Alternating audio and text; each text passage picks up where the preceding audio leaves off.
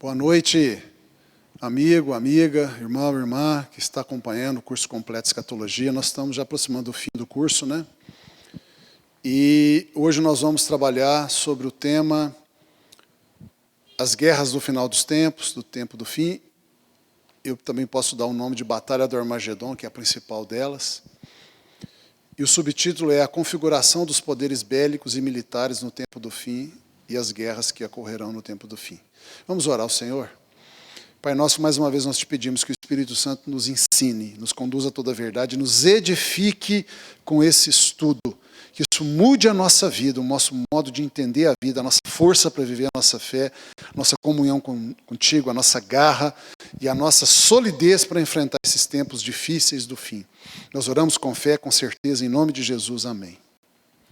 Glória a Deus. Então, o slide número 1 está aí, a capa do nosso estudo, a Batalha do Armagedon, que é a principal de todas as guerras do fim. E vamos estudar as outras guerras que haverão no fim, os poderes bélicos e militares que estarão atuando no planeta no final dos tempos. O slide número 2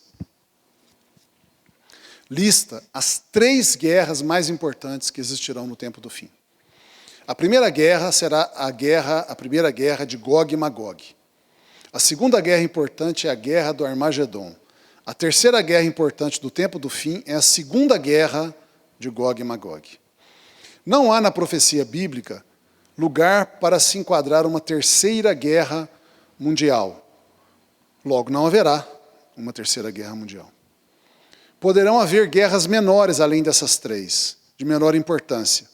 Mas essas 3 são as principais guerras, a que movimentarão mais exércitos, mais armas, onde haverá maior matança, infelizmente. E são as principais guerras estudadas na Bíblia, descritas com detalhes. Todas elas acontecerão depois do arrebatamento da igreja. Então, nós, igreja, não veremos nenhuma dessas 3 guerras. Minto. Veremos a segunda, porque estaremos voltando junto com Jesus no calor da batalha da guerra do Armagedon, para Jesus resolver a guerra, vencendo a guerra. E veremos a terceira, a segunda guerra de Gog e Magog, que é a terceira guerra, veremos de longe, vamos dizer assim. Na verdade, eu quero dizer que nós, igreja, não participaremos, não sofreremos nenhuma dessas 3 guerras. É isso que eu quis dizer. A primeira guerra de Gog e Magog nós não sofreremos e nem veremos. A guerra de Armagedon nós não sofreremos, mas veremos a guerra. E a segunda guerra de Gog e Magog nós não sofreremos, mas veremos também. O que significa uma guerra mundial? Eu queria falar só um parênteses aqui. Uma guerra mundial, a definição técnica de guerra mundial, é uma guerra que acontece nos 5 continentes. Então, para ser considerada uma guerra mundial, se não nos 5, pelo menos em 4. Né? Na verdade, teoricamente, nos 5. Alguém fala Oceania, mas teve guerra, a Segunda Guerra Mundial teve batalhas na Oceania. Então, guerra mundial é quando é uma guerra que, se não envolver todos os continentes, idealmente tem que envolver todos, mas quase todos. E também envolve uma grande quantidade de nações nos vários continentes. É nesse sentido, então, que eu digo que não haverá uma terceira guerra mundial. Porque todas as 3 guerras importantes e as menores que vão haver, conflitos menores, no tempo do fim, todas acontecerão no Oriente Médio. Então, não serão guerras mundiais. Então, quando alguém falar para você, vai estourar a terceira guerra mundial, vai ter explosão atômica, nuclear para todo lado, Estados Unidos guerreando com a Rússia, vai ser terrível, o mundo inteiro vai ser envolvido em guerra outra vez. Isso não vai acontecer. Isso não vai acontecer. Por quê? Porque a Bíblia não mostra isso. E a Bíblia é a informação segura sobre o futuro, a única informação segura sobre a Bíblia. No slide 3, nós vamos falar dos poderes atuantes no tempo do fim. Nós vamos ver que existem 7 poderes que atuam no tempo do fim. O primeiro poder é o poder do anticristo, que vai liderar o Império Romano, né, slide 3 aí, vai liderar o Império Romano em sua forma final, que é a forma de uma federação de 10 reinos. O anticristo é a besta que emerge do mar, também chamada primeira besta, e também chamado de chifre pequeno do oeste. Ele está em Apocalipse 13, versículos de 1 a 10, e em Daniel 7, versículos de 1 a 28. Lendo Apocalipse 13, a partir do verso 1. Eu, João, vi emergir do mar uma besta, que é a primeira besta, a besta que emerge do mar, que é o anticristo, que tinha 10 chifres e 7 cabeças. Na verdade, o anticristo é confundido aqui também com o próprio animal que depois a besta, a grande Babilônia, a prostituta, vai montar. Então, o anticristo, ora é um homem, ora é o reino que ele tem. Tinha 10 chifres e 7 cabeças, e sobre os chifres 10 diademas, são pequenas coroas, e sobre as cabeças, mostrando que são reis, nomes de blasfêmia. A besta que vi era semelhante a leopardo, com pés como de urso e boca como de leão. Estão vendo que é uma mistura de 3 animais, leopardo, urso e leão. E deu-lhe o dragão, que é o diabo, o seu poder, o seu trono e grande autoridade. Então vi uma de suas cabeças como golpeada de morte, mas essa ferida mortal foi curada, e toda a terra se maravilhou seguindo a besta. E adoraram o dragão, que é o diabo, porque deu a sua autoridade à besta. Também adoraram a própria besta, dizendo: quem é semelhante à besta, quem pode pelejar contra ela? Foi-lhe dada uma boca que proferia arrogâncias e blasfêmias e autoridade para agir 42 meses. São 3 anos e meio. Abriu a boca em blasfêmias. Esses 42 meses de 3 anos e meio é a segunda metade da 70ª semana de Daniel, também chamada essa segunda metade de grande tribulação. E essa besta, no versículo 6, abriu a boca em blasfêmias contra Deus, para lhe difamar o nome e difamar o tabernáculo, a saber, os que habitam no céu, os santos, a igreja. Foi-lhe dado também que pelejasse contra os santos que estão na terra se convertendo na grande tribulação, israelitas e gentios, e os vencesse, mostrando que a besta vai perseguir Israel e as pessoas que se converterem a Cristo durante a grande tribulação, e vai vencê-los, ou seja, vai matá-los, vai prendê-los. Deu-se-lhe ainda autoridade sobre cada tribo, povo, língua e nação, mostrando que essa besta, tanto o homem quanto o império que ele representa, que é o Império Romano restaurado, né, no tempo do fim, que é a Europa, a União Europeia, eles vão ter um poder muito grande sobre o mundo inteiro. Lembre-se que o arrebatamento já aconteceu, os Estados Unidos vai ser grandemente afetado pelo arrebatamento, ele vai cair de força militar, econômica, social, política, grandemente os Estados Unidos, talvez se torne uma nação semelhante a uma nação do terceiro mundo, depois do arrebatamento, porque tem muito crente nos Estados Unidos. A hora que eles forem tirados, vai ser tirado de todos os postos de comando, posições econômicas, profissionais, os Estados Unidos vai fazer uma crise que ele nunca viu na vida. Ele vai voltar a ser, provavelmente, alguns autores eu acredito também, possivelmente, os Estados Unidos vai ser uma nação do terceiro mundo. Então a Europa vai levantar, porque tem pouco crente na Europa. A Europa é um país pós-cristão, uma região pós-cristã, né, os países lá. Então, o arrebatamento não vai afetar muito a Europa, ela vai continuar forte. O Brasil, provavelmente, já não é tão forte, né? No sentido de dominar o mundo. Mas tem muito crente que também, na hora que for arrebatado da igreja, o Brasil vai ficar mais fraco ainda. Então, as Américas, provavelmente... Por isso que não aparecem as Américas aqui, porque ela vai ter muito enfraquecimento, porque tem muito crente nas Américas que vão ser arrebatadas, as Américas vão ficar fracas. E a Europa se levanta com grande força. E por isso que ela acaba tendo uma abrangência de autoridade sobre o mundo inteiro. Versículo 8. E adorá-la-ão, a besta, tanto o homem quanto o império que ele representa, todos os que habitam sobre a terra, aqueles cujos nomes não foram escritos no livro da vida do Cordeiro que foi morto desde a fundação do mundo. Sim, são idólatras e idólatras não vão receber a salvação.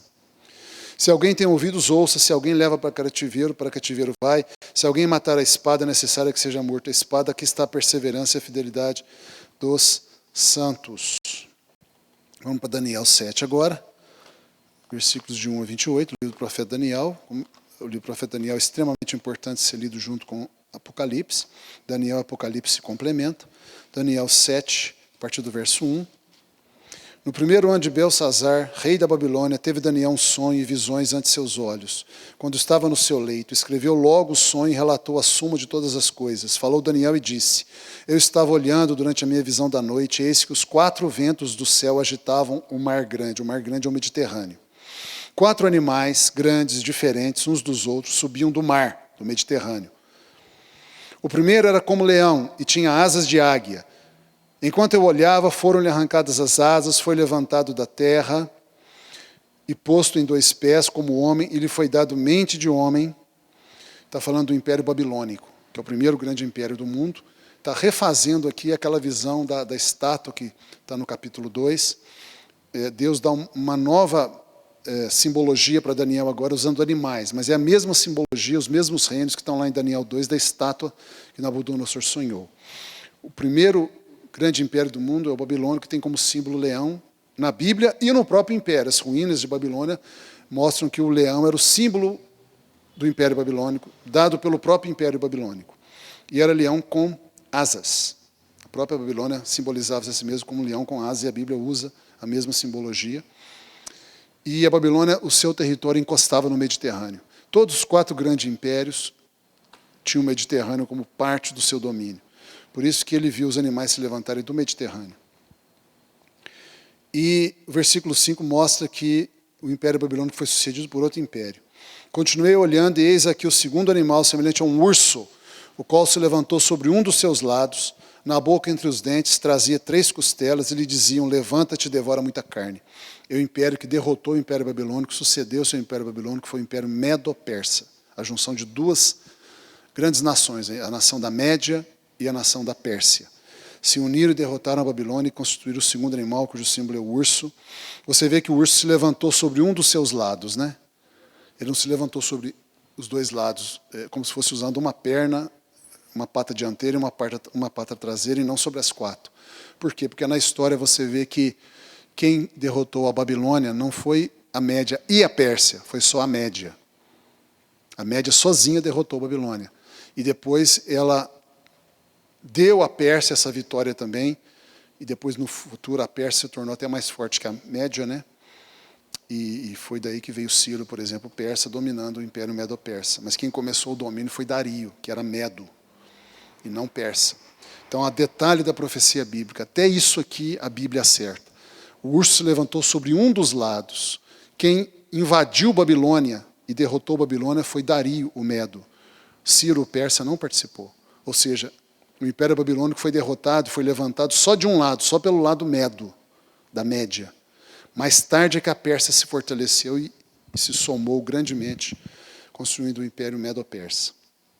As 3 costelas que o leão está devorando são as 3 principais cidades babilônicas que foram destruídas durante a invasão dos medos, né? E dos persas. Aí os persas ajudaram depois, que é Babilônia e mais 2 que eu me esqueci o nome. Mas está nos registros da história, é só procurar lá que você vai ver as 3 cidades pilares do Império Babilônico que foram destruídos pelo Império Medo-Persa, são as 3 costelas que estão na boca do urso. O versículo 6 fala de um terceiro império que surgiu, derrotando o Medo-Persa.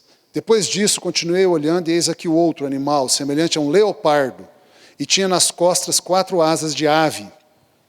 As 4 asas são os 4 generais de Alexandre. Tinha também este animal 4 cabeças, os 4 generais, e foi-lhe dado domínio, ou seja, venceu o Medo-Persa. Depois disso, eu continuava olhando nas visões da noite, e eis aqui o 4º animal, terrível, espantoso, sobremodo forte, o qual tinha grandes dentes de ferro. Ele devorava e fazia em pedaços, e pisava aos pés o que sobejava. Era diferente de todos os animais que apareceram antes dele, e tinha 10 chifres, Império Romano. O Império Romano foi o império com a maior da antiguidade. E o interessante é que o Império Romano ele dominou o ferro, né?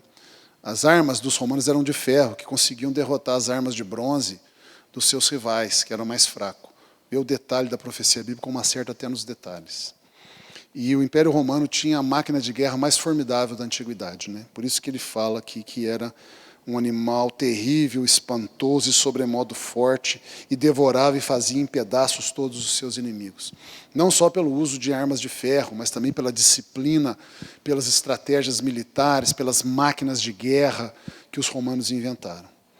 Versículo 8. Estando eu a observar os chifres, eis que entre eles, os chifres do Império Romano, subiu outro chifre pequeno, que é o chifre pequeno do Ocidente, do Oeste, que é o Anticristo, diante do qual 3 dos primeiros chifres, outros reis do Império Romano, está falando do fim agora.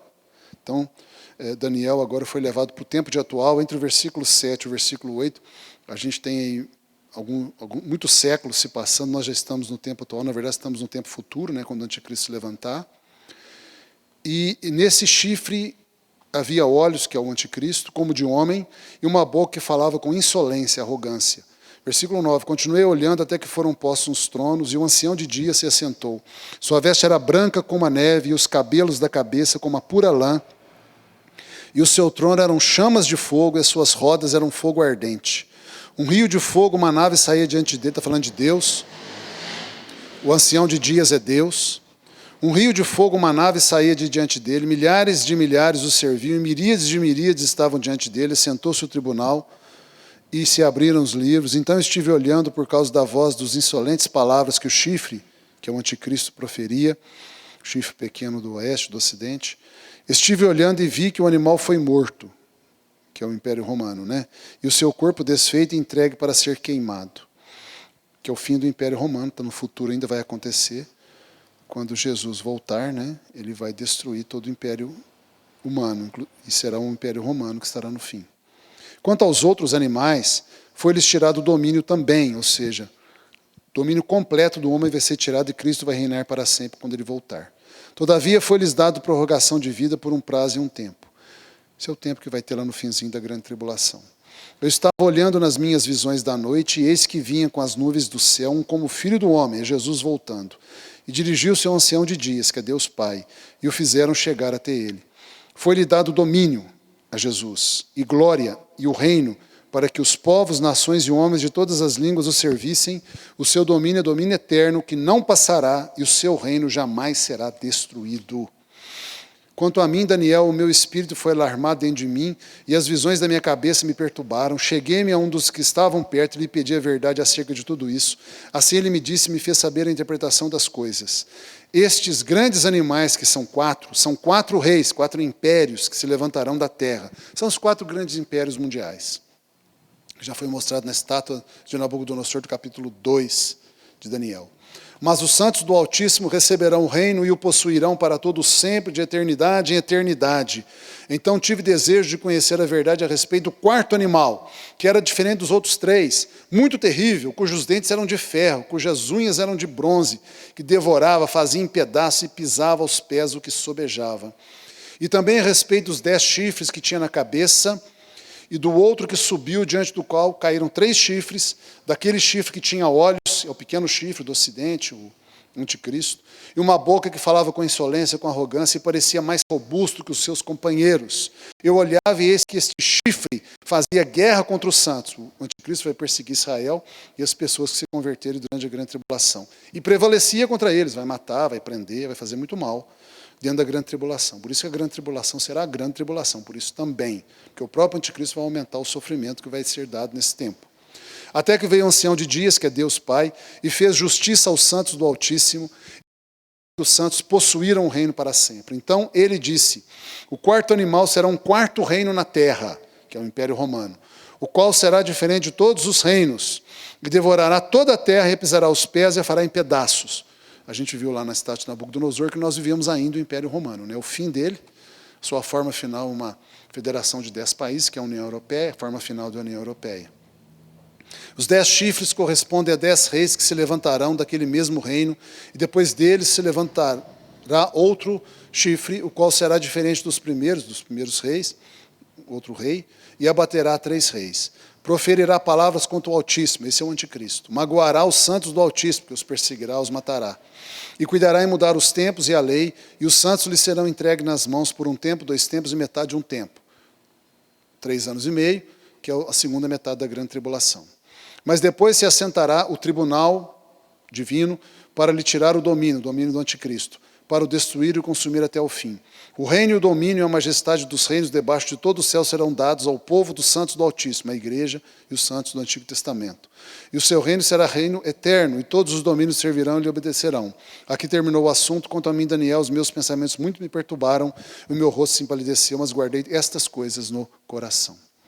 O segundo poder atuante, aí no slide 3, é o falso profeta, que vai atuar apenas religiosamente. O anticristo vai atuar politicamente. O falso profeta vai atuar religiosamente, para dar total apoio ao anticristo. É a besta que emerge da terra, o anticristo é a besta que emerge das águas, do mar, e o falso profeta é a besta que emerge da terra, e será a segunda besta do Apocalipse, está em Apocalipse 13, versos de 11 a 18, Vamos ler lá. Vi ainda outra besta, diferente da primeira besta, do anticristo, emergir da terra, esse é o falso profeta. Possuía 2 chifres, parecendo cordeiro, mas falava como dragão, ou seja, parece manso, mas é mau. Exerce toda a autoridade da primeira besta, que é o anticristo, na sua presença. Faz com que a terra e os seus habitantes adorem a primeira besta, o anticristo, cuja ferida mortal fora curada. Também opera grandes sinais, de maneira que até fogo do céu faz descer a terra diante dos homens. Esse falso profeta vai ser um homem que vai fazer milagres. Por isso que você vê que você não deve ficar confiando em milagres, porque os homens do mal, o diabo, também pode fazer milagres. Existe milagre falso. Seduz os que habitam sobre a terra por causa dos sinais que lhe foi dado executar diante da besta, dizendo aos que habitam sobre a terra que façam uma imagem à besta, aquela que, ferida a espada, sobreviveu, e lhe foi dado comunicar fôlego, a imagem da besta, para que não só a imagem falasse, como ainda fizesse morrer quantos não adorassem a imagem da besta. Está vendo a idolatria de uma arte de escultura, como vai ficar até o fim? A todos, os pequenos e os grandes, os ricos e os pobres, os livres e os escravos, faz que lhe seja dada certa marca sobre a mão direita ou sobre a fronte, para que ninguém possa comprar ou vender, senão aquele que tem a marca, o nome da besta ou o número do seu nome. E aqui está a sabedoria, aquele que tem entendimento, calcula o número da besta, pois é número de homem. Ora, esse número é 666, 666. O homem no lugar de Deus Pai, o homem no lugar de Deus Espírito Santo e o homem no lugar de Deus Filho. Na Bíblia, 6 é o número do homem. Então, 666. 6, o homem no lugar de Deus Pai. Quem vai ser isso? O sistema financeiro mundial. O homem vai fazer uma adoração explícita ao dinheiro e vai colocar o dinheiro no lugar de Deus Pai. O dinheiro é a expressão do homem, é a força do homem. O dinheiro é o homem. Então, a humanidade, no final dos tempos, já está sendo quase assim, né? Mas no final dos tempos vai ficar completo e absoluto. A humanidade vai adorar ao dinheiro. E o dinheiro vai ser Deus Pai para a humanidade. O falso profeta, que é um homem, vai ser Deus Espírito Santo. Eles vão confiar e idolatrar o falso profeta e não o verdadeiro Deus Espírito Santo. E o outro 6, né, o outro 6, é o anticristo, que vai ser colocado no lugar de Cristo, o verdadeiro Cristo. E os homens vão adorar o anticristo, que é outro homem. Então vai ser o homem na forma de dinheiro no lugar de Deus Pai, o falso profeta, que é um homem no lugar de Deus Espírito Santo, e o anticristo no lugar de Cristo, que é o falso Cristo. Então, 666. O homem no lugar de Deus Pai, o homem no lugar de Deus Espírito Santo e o homem no lugar de Deus Filho. No slide 4, meu irmão Zé Maria, tem 2 slide 3, hein? É o segundo slide 3. Gog, príncipe de Ros, Meseque e Tubal. Deu certo, né? O terceiro poder atuante no mundo, no tempo do fim, vai ser um homem, que na verdade representa um líder político, não precisa nem ter esse nome aí, mas ele será um líder político, que a Bíblia chama de Gog, e ele é chamado na Bíblia de príncipe de Ros, Meseque e Tubal. É a Rússia. É a Rússia. Ros é o antigo nome da Rússia. Há muitos séculos atrás, a Rússia se chamava Ros, daí Rússia. Os russos eram chamados o povo de Ros. Por isso ele é príncipe de Ros, Gog, é o chefe político, líder político da Rússia. Mesec é o antigo nome de Moscou, a capital europeia da Rússia. E Tubal é o antigo nome de Tobolsk, que é a capital asiática da Rússia. Então, Gog, o príncipe de Ros, Meseque e Tubal, é o líder político da Rússia. Esse é o terceiro poder atuante. Poderá também agregar alguns aliados da Rússia junto dele, mas o chefe e a expressão é Rússia. Rússia é explicitamente um dos poderes atuantes no tempo do fim. Infelizmente, será um poder atuante para o mal. E nós vamos ver isso em Ezequiel 38 e 39. Não vou ler os textos, todo o texto que está aí, devido ser muito grande. Vou ler algumas partes apenas. Vamos começar lá no versículo 1 do capítulo 38 de Ezequiel. Veio a mim a palavra do Senhor dizendo: Filho do homem, volve o rosto contra Gog, da terra de Magog, príncipe de Ros, de Meseque e Tubal, profetiza contra ele e dize: Assim diz o Senhor Deus: Eis que eu sou contra ti, ó Gog, príncipe de Ros, de Meseque e Tubal. Por quê? Por que é contra? Porque esse líder político, Gog, ele vai odiar Israel e vai levar um grande exército para tentar destruir Israel, para invadir Israel, vai chegar às portas de Jerusalém e vai desejar saquear Israel. O objetivo da Rússia não será dominar Israel, mas sim saquear Israel. E você vê, a partir do verso 14, a profecia dizendo em Ezequiel 38, 14. Portanto, ó filho do homem é o profeta Ezequiel, profetize e dize a Gog, assim diz o Senhor Deus, acaso naquele dia, quando o meu povo de Israel habitar seguro, não o saberás tu? Virás, pois, do teu lugar, dos lados do norte, a Rússia está ao norte de Israel, tu e muitos povos contigo, da onde se depreende que a Rússia provavelmente vai se juntar a alguns aliados ali, aqueles países satélites da Rússia lá, que foram da União Soviética, provavelmente, vão vir montados a cavalo, grande multidão e poderoso exército, e subirás contra o meu povo de Israel como nuvem para cobrir a terra. Nos últimos dias, perceba, nos últimos dias, essa guerra, a primeira guerra de Gog e Magog, vai ser promovida por ele, vai ser nos últimos dias, hei de trazer-te contra a minha terra para que as nações me conheçam a mim, quando eu tiver vindicado a minha santidade em ti, ó Gog, perante elas, as nações. Você continuar lendo, você vai ver que Deus vai permitir que Gog chegue lá, pertinho de Israel, quase destruindo Israel, mas Deus vai derrotar, o próprio Deus vai derrotar Gog. Versículo 18 aí do capítulo 38. Naquele dia, quando vier Gog contra a terra de Israel, diz o Senhor Deus, a minha indignação será muito grande, pois no meu zelo, no brasume do meu furor, disse que naquele dia será fortemente sacudida a terra de Israel, de tal sorte que os peixes do mar, e as aves do céu, os animais do campo, e todos os répteis que arrastam sobre a terra, e todos os homens que estão sobre a face da terra, tremerão diante da minha presença, os montes serão deitados abaixo, os precipícios se desfarão, e todos os muros desabarão por terra. Chamarei contra Gog a espada em todos os meus montes, diz o Senhor Deus. A espada de cada um se voltará contra o seu próximo. Contenderei com ele por meio da peste e do sangue, chuva inundante, grandes pedras de saraiva, fogo e enxofre farei cair sobre ele, sobre as suas tropas e sobre os seus muitos povos que estiverem com ele. Assim eu me engrandecerei, vindicarei a minha santidade e me darei a conhecer aos olhos de muitas nações e saberão que eu sou o Senhor que livra Israel, o meu povo. Você vê aqui que Deus está dizendo que Ele mesmo vai fazer guerra contra Gog, contra a Rússia e seus aliados, e vai usar elementos naturais, terremoto, você viu aqui que vai sacudir a terra, o terremoto, vai também ter chuva muito forte, pedras de saraiva caindo do céu, meteoritos, né, pegando fogo, vai confundir esses exércitos lá, e o exército de Gog e seus aliados começarão a lutar uns contra os outros e se matarão uns aos outros. Israel não vai precisar lutar, Deus é que vai lutar por eles, vai usar meios naturais. A segunda guerra de Gog e Magog, você vai ver que Deus não vai usar meios naturais, está lá em Apocalipse, no final do milênio. Deus vai fazer descer um fogo do céu que vai consumir de uma vez só todo o exército de Gog e Magog, assim, vai pulverizar.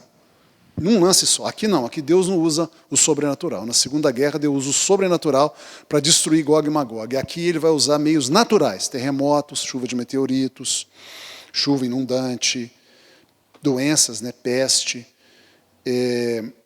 Isso vai acontecer lá nas montanhas de Israel, porque a Rússia vai chegar quase às portas de Jerusalém, então por isso que Deus fala que vai chamar a espada contra Gog nos montes de Israel. Então, a Rússia vai chegar perto de Israel, vai parecer que os exércitos gigantescos de Rússia e seus aliados, essa coalizão militar gigantesca que vai ser feita pela Rússia e seus aliados para saquear Israel, vai parecer que Israel está perdido. Naquele momento vai começar a ter tremor de terra, terremoto, chuva de meteorito, chuva abundante, tempestades terríveis, doenças. O povo, o exército de Gog e Magog, seus aliados vão ficar tão desorientados que vão começar a lutar contra o outro e vão se matar. Israel não vai precisar fazer nada, os próprios inimigos se matarão. E aqui no capítulo 39 de Ezequiel, mostra que a matança vai ser tão grande que o povo de Israel vai levar 7 meses para sepultar os mortos, lá na própria terra de Israel. E vai levar meses também para poder reciclar as armas que ficaram julgadas lá nas planícies e montes de Israel. Você pode ler isso aí depois, você vai ver no capítulo 39 tudo isso acontecendo. O quarto poder atuante no tempo do fim é o chifre pequeno da Ásia, também chamado esse poder de o Assírio. Esse chefe político, que é diferente do chifre pequeno do oeste, chifre pequeno do ocidente, que é o anticristo. Esse aqui não é o anticristo, esse aqui é um homem, um poder político chamado de chifre pequeno da Ásia, também chamado de o Assírio. Será um homem que liderará a Turquia e os países que compunham o antigo Império Otomano, para também tentar invadir Israel. E, na verdade, eles vão ser coligados com a Rússia. Eles vão ser totalmente apoiados pela Rússia. Há alguns autores, inclusive, que juntam Gog com esse chifre pequeno, né, o terceiro e o quarto poder, muitas vezes são fundidos por alguns estudiosos da profecia num poder só, porque a Rússia e esse pessoal aqui vão ficar extremamente ligados uns aos outros. Vai incluir a Síria também. Você sabe que hoje a Síria é apoiada pela Rússia. Muito provavelmente englobará o Líbano, porque fazia parte do Império Otomano. Talvez a Pérsia, né, o Irã também se ajunte, talvez. E você vê isso em Daniel 8, livro do profeta Daniel 8, versículos de 18 a 27, e vê também Isaías, capítulo 10, 24 a 25, e o capítulo 14, de 24 a 25. Eu vou ler com você Daniel 8, de 18 em diante. Falava ele comigo quando caía o Daniel sem sentidos, rosto em terra. Ele, porém, me tocou o anjo e me pôs em pé no lugar onde eu me achava e disse: Eis que te farei saber o que há de acontecer no último tempo da ira, no tempo do fim. Porque esta visão que eu vou te dar agora se refere ao tempo determinado do fim. Aquele carneiro com 2 chifres que viste são os reis da Média e da Pérsia. Mas o bode peludo é o rei da Grécia. O chifre pequeno entre os olhos é o primeiro rei. O ter sido quebrado, levantando-se 4 em lugar dele, significa que 4 reinos se levantarão deste povo, mas não com força igual a que ele tinha. Já se cumpriu na história. O versículo 21, o bode peludo é o rei da Grécia.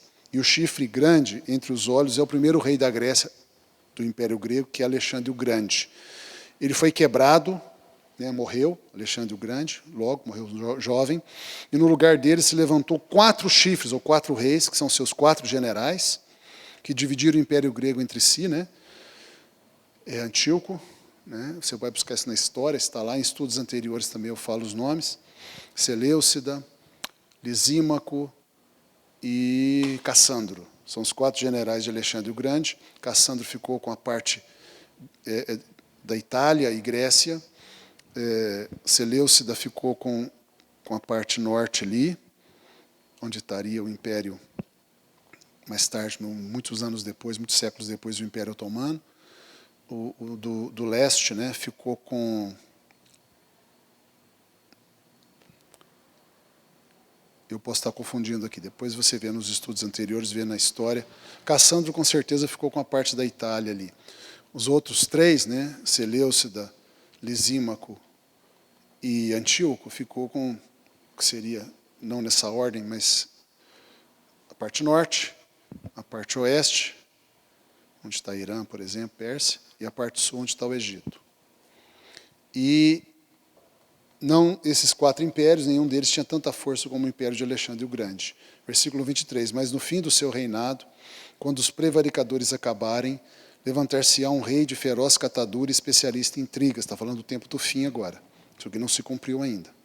Esse rei de feroz catadura e especialista em intrigas é o chifre pequeno da Ásia, o Assírio. Não é o anticristo. Versículo 24. Grande é o seu poder, mas não por sua própria força. Causará estupendas destruições, prosperará e fará o que lhe aprover. Destruirá os poderosos e o povo santo, ou seja, também vai perseguir os judeus e os que se converterem. Por sua astúcia nos seus empreendimentos, fará prosperar o engano no seu coração, se engrandecerá e destruirá a muitos que vivem Deus preocupadamente. Levantar-se-á contra o príncipe dos príncipes, que é Jesus, mas será quebrado sem esforço de mãos humanas. A visão da tarde e da manhã que foi dita é verdadeira, tu, porém, preserva a visão, porque se refere a dias ainda muito distantes, que é o tempo do fim. Eu, Daniel, enfraqueci, estive enfermo durante alguns dias, então me levantei e tratei dos negócios do rei, espantava-me com a visão e não havia quem a entendesse. Agora nós entendemos porque nós temos aí a história cumprida, temos o entendimento que Deus tem nos dado, temos o Novo Testamento inteiro para nos ajudar, então nós estamos entendendo. O quinto poder que vai atuar são os reis do leste, ou reis do oriente.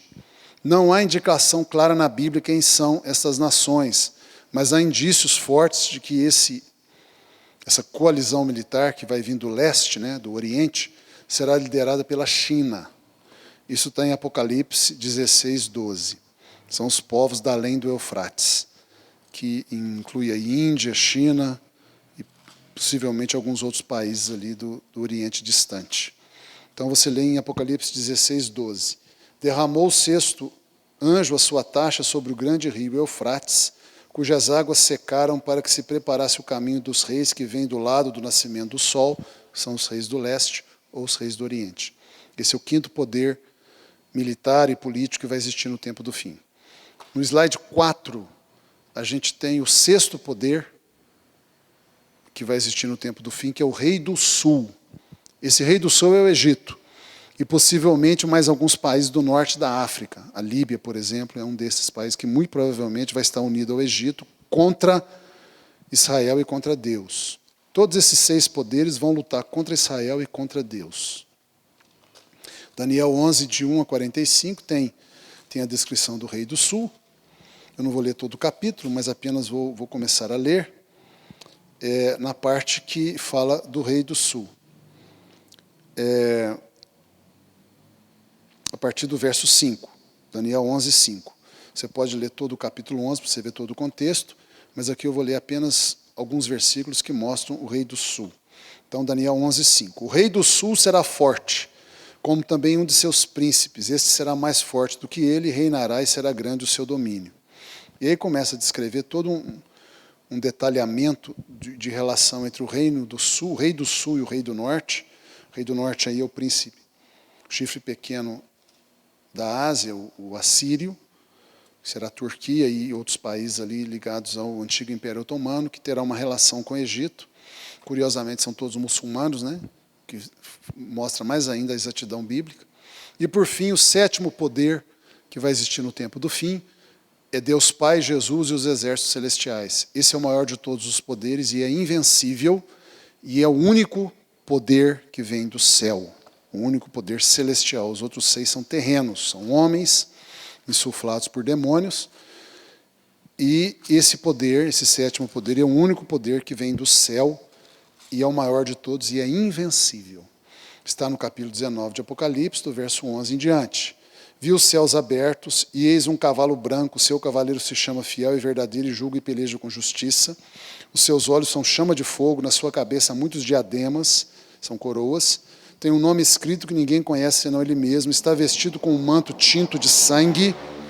E o seu nome se chama o Verbo de Deus. E seguiam-no os exércitos que há no céu. Daí os exércitos celestiais. Montando cavalos brancos com vestiduras de linho finíssimo, branco e puro. Sai da sua boca uma espada afiada para com ela ferir as nações, e ele mesmo as regerá com cetro de ferro, e pessoalmente pisa o lagar do vinho do furor da ira do Deus Todo-Poderoso.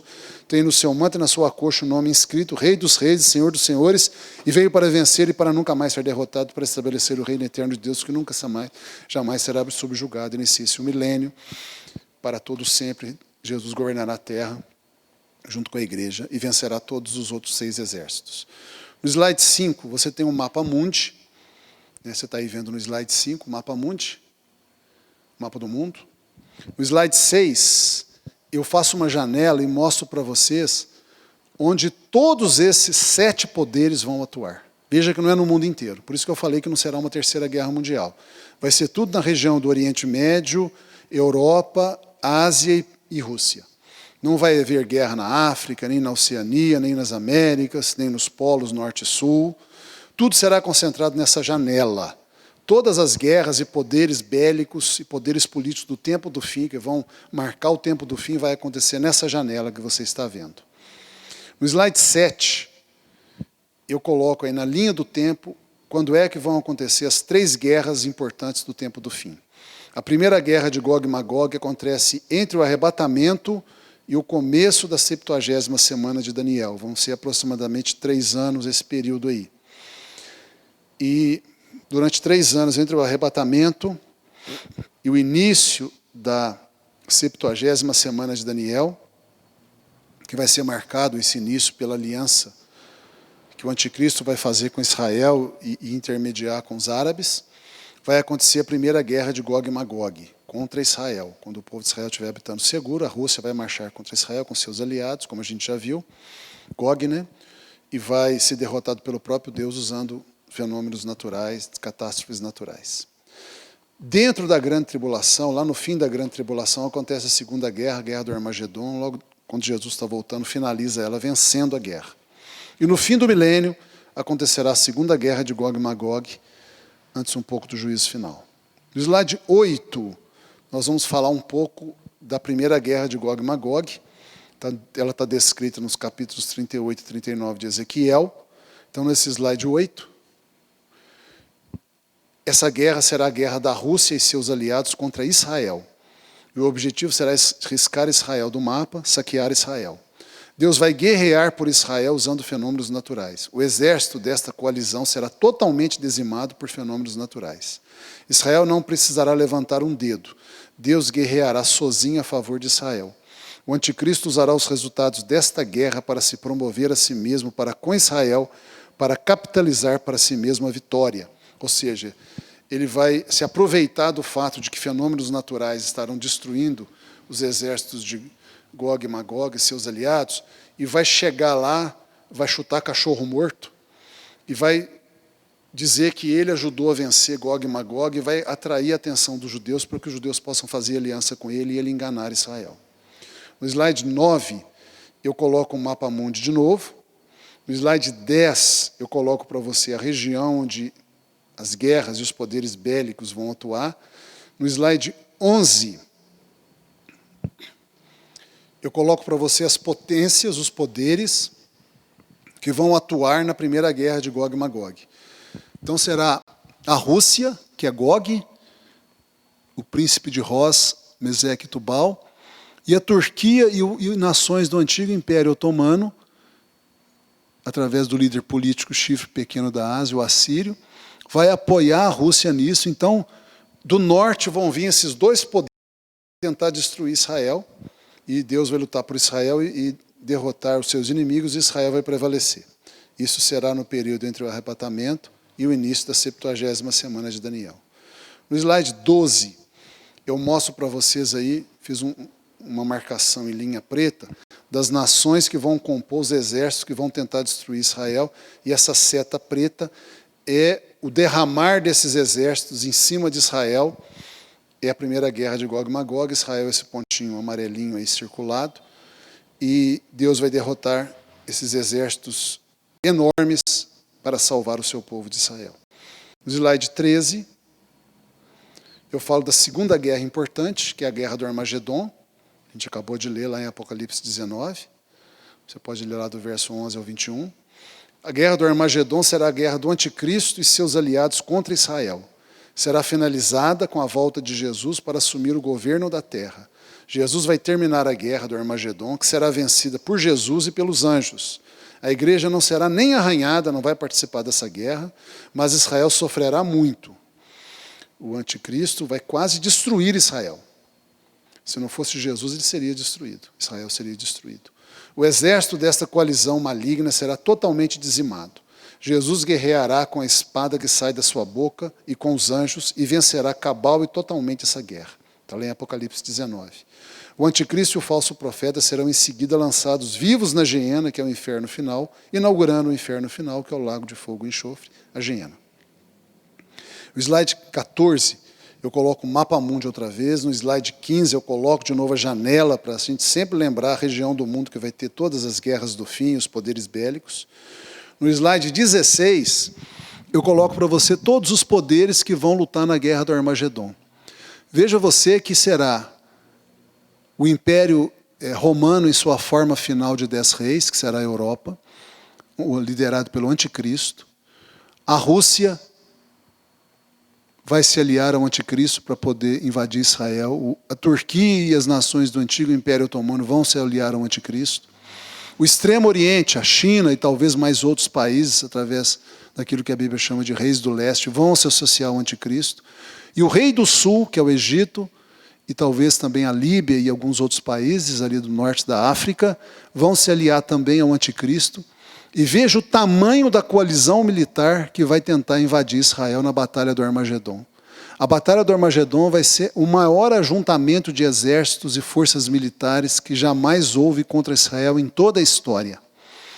Serão praticamente todas as nações mais fortes do mundo. Lembre-se que o arrebatamento aconteceu, os Estados Unidos está fraco, não tem mais grande poder militar. Os poderes militares estarão na Europa, na Rússia, na China e seus países, Índia, países próximos da China, Índia também, e no norte da África, Arábia também, Pérsia, que é o Irã, Turquia. Esses serão os grandes exércitos do mundo. Eles vão se aliar todos para tentar destruir Israel. Por isso que a Batalha do Armagedon é considerada a mais terrível batalha que já houve. Porque serão todas as grandes nações contra um país mínimo chamado Israel. Israel não teria chance nenhuma nessa guerra se Jesus não viesse e lutasse por ele. No slide 17 eu dou um zoom, só para você ver com mais detalhes, né? É o zoom desse conjunto de países e nações que vão se aliar junto com o anticristo para destruir Israel. No slide 18, eu coloco de novo, né, a visão geral. No 19, eu faço aí os desenhos. O grupo número 1 de nações liderado pelo anticristo vão ser nações da Europa, que vão vir pelo oeste para invadir Israel. O grupo número 2, liderado pela Rússia, e envolvendo seus países aliados, a Turquia, nações do antigo Império Otomano, Síria, Líbano, vão se juntar num exército vindo do norte, derramando-se sobre Israel.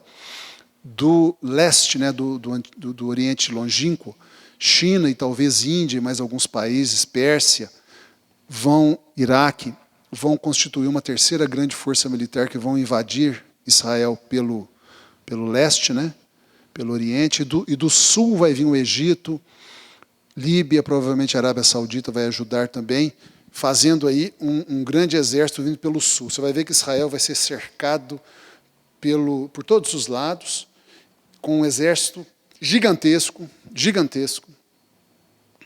e você vê o tamanho do problema que vai ser a guerra do Armagedon para Israel. Israel vai ficar desorientado, desesperado, e o único recurso vai ser olhar para cima e clamar a ajuda de Deus. É nesse momento que Jesus volta e salva Israel.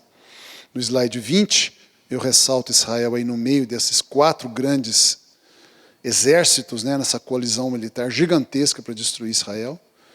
No slide 21, eu coloco para vocês aí onde vai acontecer essa batalha. Slide 21, irmãos e Maria. A batalha vai acontecer num lugar chamado Vale de Megido, Armagedon. Ar, em hebraico, é vale. Magedon é Megido, então Armagedon é Vale de Megido, é a guerra do Vale de Megido. Esse é o lugar em Israel, que é o Vale de Megido. Hoje é um lugar que é uma extensa planície, onde se tem agricultura de primeiro mundo, de alto nível. No slide 22, você vê uma outra visão desse vale, né, que também é chamado de Jezreel. Megido ou Jezreel é a mesma coisa, é o mesmo vale. Também é chamado Vale de Jezreel. É aí que os exércitos dessa grande coalizão vão ser agrupados para serem destruídos pelo próprio Senhor Jesus quando volta. No slide 23, eu coloco para você aí, no mapa, lá em cima, o Vale de Megido. Você vê que ele está abaixo do Líbano, né? Abaixo da Síria, lá no norte de Israel. No slide 24, eu coloco um zoom e mostro para você onde está o Vale de Jezreel. Está lá perto das colinas de Golã, sul do Líbano, sul da Síria, perto do Mar da Galileia. Ali que esses exércitos vão se juntar e vão ser destruídos. O slide 25 fala da segunda guerra de Gog e Magog, que é a terceira guerra importante do tempo do fim. Tem Apocalipse 20, a partir do verso 7. Quando, porém, se completarem os 1000 anos, ou seja, a segunda guerra de Gog e Magog vai ser no fim do milênio, Satanás será solto da sua prisão, porque durante o milênio Satanás estará preso. Ele não agirá, nem os demônios, vai ser solto só no fim. E sairá Satanás a seduzir as nações que há nos 4 cantos da terra, e conseguirá seduzir principalmente Gog e Magog, que é a Rússia, a fim de reunir as nações para a peleja sob o comando da Rússia. O número dessas nações que vão se unir e dos exércitos é como a areia do mar, será um exército gigantesco.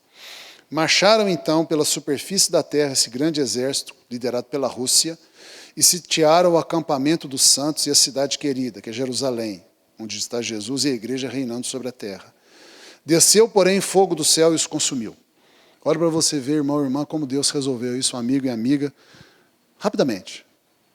Não teve terremoto, não teve doença, não teve chuva de meteorito, não teve tempestades, não teve anjos guerreando, Jesus não precisou fazer nada, a igreja não precisou fazer nada, Israel não precisou fazer nada. Simplesmente desceu o fogo do céu e consumiu o exército inteiro. Acabou. Pulverizou todo mundo. Olha a rapidez com que Deus resolveu o problema. E essa é a segunda guerra de Gog e Magog. 3 versículos, está resolvido. Será uma guerra da Rússia e seus aliados contra Jesus e a igreja governando em Jerusalém. Deus vai guerrear por Jesus usando o fogo que desce do céu. O exército desta coalizão será totalmente dizimado. Jesus e a igreja não precisarão levantar um dedo. Deus guerreará sozinho a favor de Jesus e da igreja. O diabo e seus demônios serão lançados em seguida na Geena, e onde já estão, o anticristo e o falso profeta, que foram para lá 1000 anos antes, depois da guerra do Armagedon. No slide 26 está o mapa mundi de novo. No slide 27 eu coloco de novo o quadro onde localiza todo o cenário geopolítico das guerras do fim, dos poderes bélicos do tempo do fim. O slide 28 eu mostro de onde vêm os exércitos da Segunda Guerra de Gog e Magog, liderados pela Rússia. É possível também que outras nações venham do sul, do oeste, do leste, mas como a Rússia será a grande líder, muito provavelmente a maioria do exército virá lá da Rússia do norte. E terminamos o nosso estudo sobre as guerras do fim. E estamos aí vendo que o nosso Deus, Ele sempre guerreia por nós e nos dá a vitória. Por isso, o nosso Deus é o Senhor dos exércitos.